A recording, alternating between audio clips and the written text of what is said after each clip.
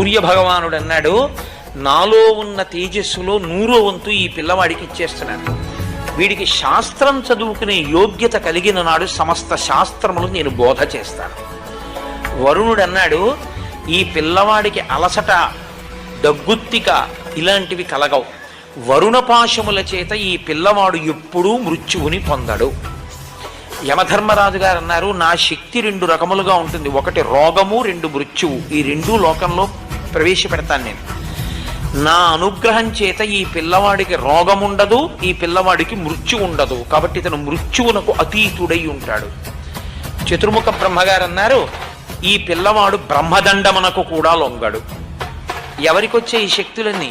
ఇంకా ఒక గుక్కెడు పాలు, అమ్మ పాలు కూడా తాగని పిల్లవాడికి బహుశః పౌరాణిక వాంగ్మయంలో ఎవరికీ కలగనంత రీతిలో హనుమకొచ్చాయి.